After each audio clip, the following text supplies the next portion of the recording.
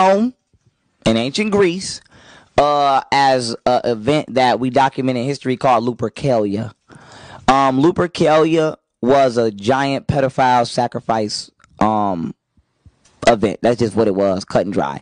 Every February 14th, they would sacrifice children to their demonic deities that they believed in, and it's also associated with pedophilia. As I stated before, eros is the etymological root of the word erotic or eroticism, which is sexual love. Eros is also a little boy deity in ancient Greece who was considered the national symbol of sexual attraction because they was like the little boys. Eros's alleged mother is Aphrodite, who's a man, a transgender. And what y'all need to know is that only difference between Greece and Rome is some of the names of the deities, but they share the exact same mythology.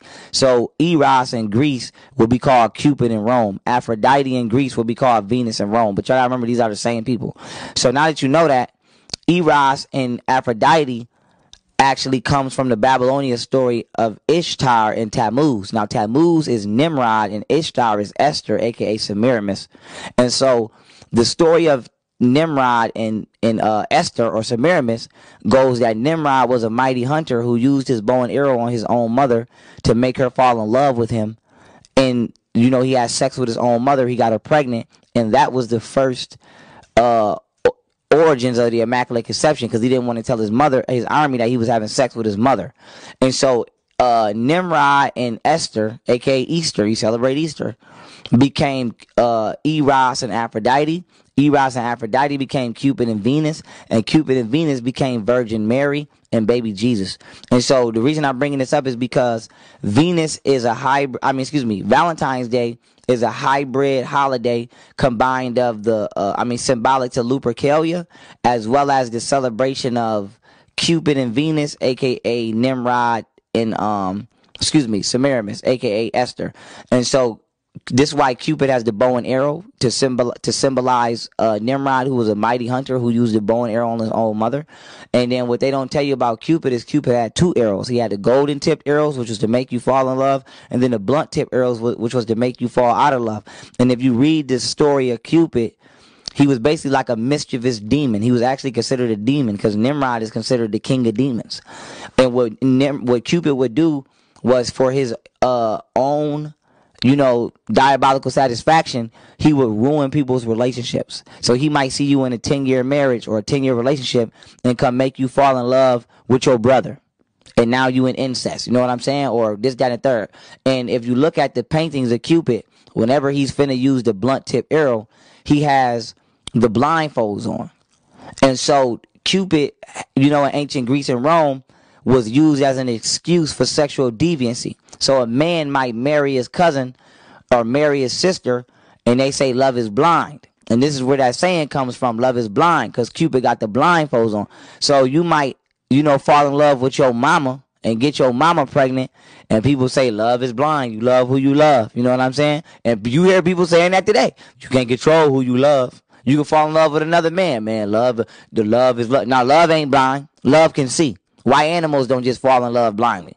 And so Cupid is a emotionally chaotic demonic entity that we celebrate. And as far as the Valentine's letters, those come from Saint Valentine, who was persecuted by the Roman government, I believe during the 5th century, because what happened was the emperor at the time, he didn't allow men to marry women because he believed that if men were in love and they were a part of the military, that they would fight harder since their lovers was on the battlefield.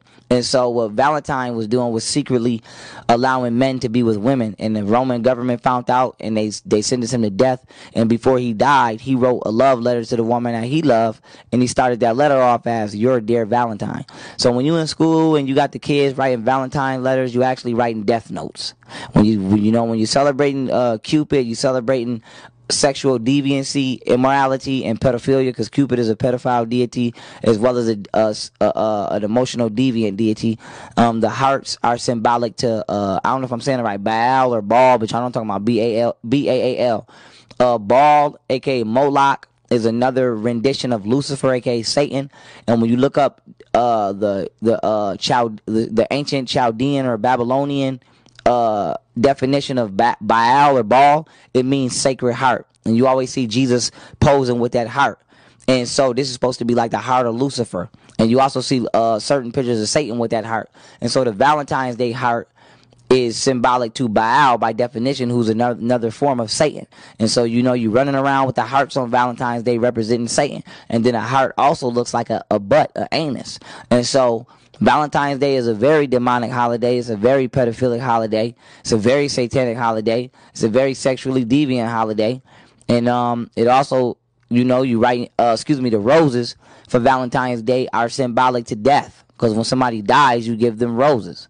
And so they remix it to make it seem like it's for love, but it's really for death. So you write a Valentine's Day card, aka a death letter, and then you give somebody roses, symbolizing that you just spiritually died. And so all of these holidays are rituals.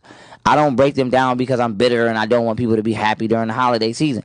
I want people to know that if we want something to celebrate, we can celebrate. We can make something up. They made something up. We can make something up. So even if you don't want to celebrate in the correct honor of our ancestors, if we want to start fresh, we can do that too.